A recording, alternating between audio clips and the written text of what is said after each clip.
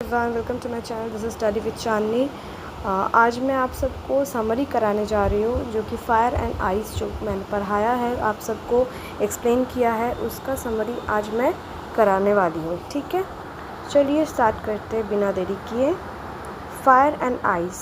Fire and ice poem is written by Robert Frost according to the scientist who predicted that the world will end either in fire or ice. But in poet's opinion, he says that the world will end, then it would be too much desire and hatred. Fire symbolizes desires and ice symbolizes hatred. But poets support to those who says that the world will end in fire, which means desire is something that the more you try to satisfy, the more they grow. तो यही इस summary में यही बताया गया है। Scientist predict किए थे कि अगर वर्ल्ड एंड होना है तो वो या तो फायर से होने वाला है या तो आइस से होने वाला है।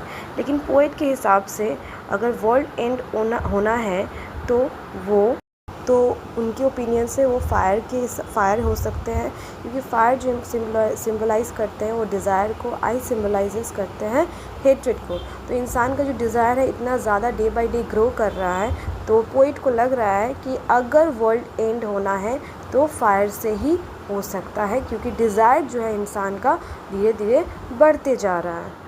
There is no end of it. The poet says that the fire and ice are growing rapidly. The world will soon end in fire or in ice.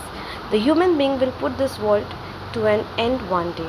तो पोइट यही कह रहे हैं कि उनके हिसाब से भले ही फायर है, लेकिन वर्ल्ड कभी ना कभी फायर या तो आइस दोनों में से किसी एक की वजह से तो एंड होना ही है, क्योंकि ज़्यादा फायर में इंसान जीवित नहीं रह सकते हैं और ज़्यादा आइस हो जाता है तो ज़्यादा ठंडी हो जाती है तो इंसान जीवित नहीं रह सकते। तो दोनों में से किसी एक में तो वर्ल्ड एंड होना ही है। लेकिन ये वर्ल्ड पोइट के ओपिनियन से अगर वर्ल्ड एंड होना ही है तो ये सिर्फ़ और सिर्फ इंसानों की वजह से ही होना है। ठीक है, इंसान के हेट्रेड और डिज़ायर इतना ज़्यादा बढ़ते जा रहा है कि किसी न किसी दिन इंसान ही इस वर्ल्ड को एंड कर देगा। Thank you. अगर आप सबको समझ आया तो प्लीज़ कमेंट बॉक्स में ज़रूर शेयर कीजिएगा।